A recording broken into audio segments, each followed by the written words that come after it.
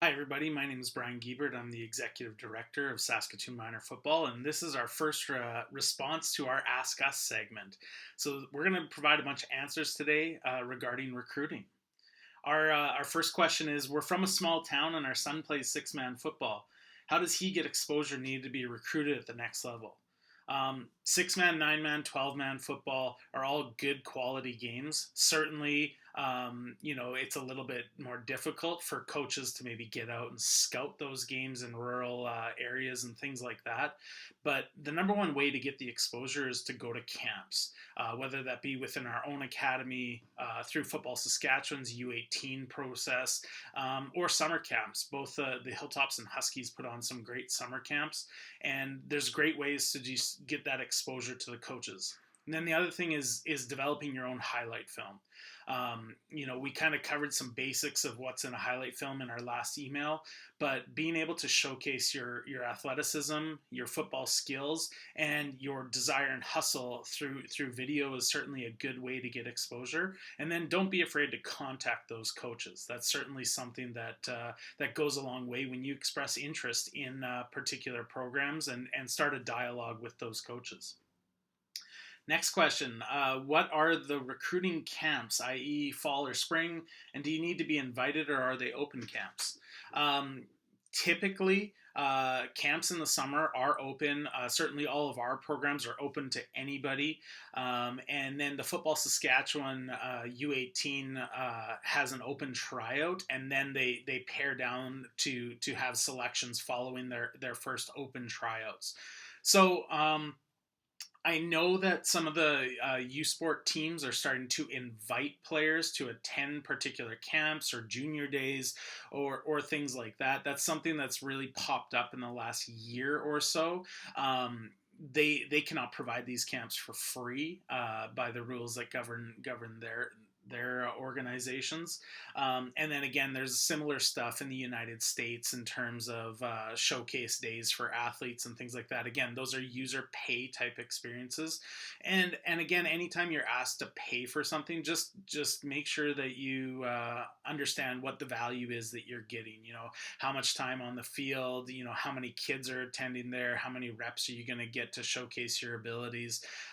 Make sure that you do your diligence before you spend your money, because we understand that everybody only has a limited amount of money to spend.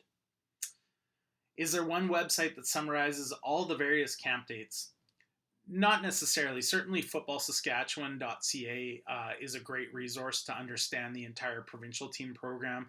Showcasing yourself on the national level, whether that be at the Canada Cup or younger at the U16 Western Challenges, is a great place to go. Certainly, with the U16, things like caution players. You're just getting started in your road. So don't think because you made a U16 team that all of a sudden you're going to be you've made it. Certainly, a lot of the athletes that have success at that younger age maybe hit their growth spurt a little bit earlier and have developed their athleticism a little faster than some of their peers. But remember, other people are catching up to you, so it doesn't mean you can sit on your laurels and get by on anything like that.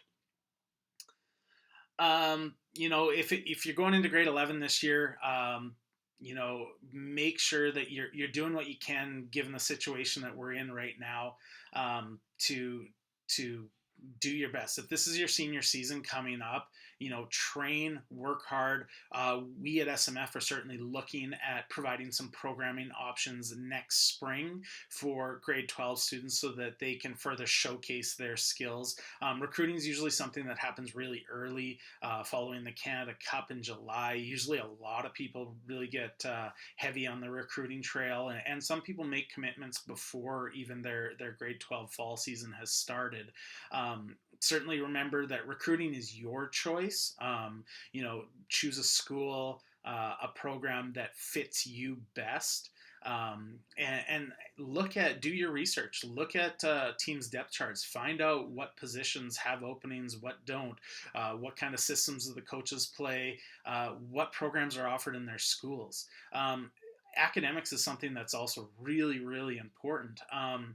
To get a scholarship to a Canadian university, If you have less than an 80 average graduating high school, your scholarship is not received until you've proven that you have at least a 65 average in your first year of university. If you come out of high school with an 80 average in your admissible programs, then you can receive your money up front. So that goes a long way as well. So make sure academically you're raising your marks up. I mean, if you're doing the distance education thing right now, take it seriously. If it's an opportunity to boost your grades, to get that average up in some of those admissible classes, then you'll go a long way. Another question here: is it important to take SAT or ACT tests to play football in the United States? Yeah, the SAT is an admission test into colleges in the United States. So certainly being able to do that is something that's really important. And if you've got great admission marks and a good SAT score, that can go a long way to help you with some academic awards too.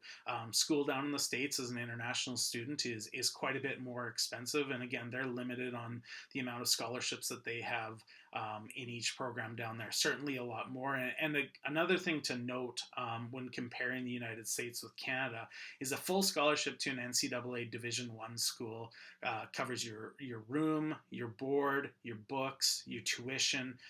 Basically, it's an all-inclusive. In Canada, U Sports is limited to providing just your tuition and fees. So, in terms of covering any room and board, any books, anything else that typically isn't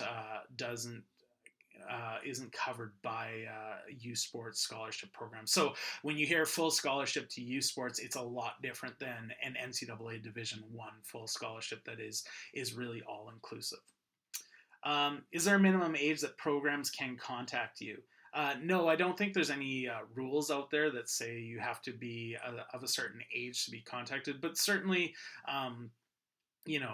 players should be allowed to play for the joy of the game. They shouldn't be bombarded at a really young age, and I mean, coaches should certainly wait the period for athletes to actually develop into the bodies that they're going to have as young adults and men or women going forward into the elite programs. So if you have somebody really I guess harassing you at a young age, just again, recruiting is your choice. Tell them to back off. Certainly, it's flattering, but it does get exhausting as more and more teams express interest in you and maybe calling you or texting you or tweeting at you. It's certainly an enjoyable experience, but remember, it's your experience. It's your choice at the end of the day. So make sure that you ask all the tough questions that you need answers to, and do a very diligent job that way. Is recording home workouts during the time beneficial for recruiting? This was asked on our Twitter as well about showcasing home workouts. I don't think that that's necessarily something that should be showcased. If you're in a gym scenario with a training group or something and you hit a personal best, sharing that on Instagram or Twitter, that's great. In terms of showcasing a home workout, it's not necessarily something that coaches are going to be drawn to or really elevate you. I mean, if you're wanting to share that with your friends on social media and get some likes and feedback and stuff like that, that's great. In terms of it being a platform for recruiting, I don't think home workouts are really that good. Sharing that stuff on social media is a great way to push your teammates, maybe if you want to have success this fall with your high school team or whatnot. But in terms of grabbing the attention of a coach, personal bests might. I think back to when Saquon Barkley was a freshman or sophomore, and he set a power clean record at Penn State. That was something that trended online and was very impressive. But if you're limited to what you have at home, and maybe you're not using traditional Olympic bars and stuff like that, that's not really gonna flatter anybody if you're working out, using bands or an old Universal machine or a Bowflex. I mean, there's nothing necessarily that's going to highlight. Working hard even with that equipment is important.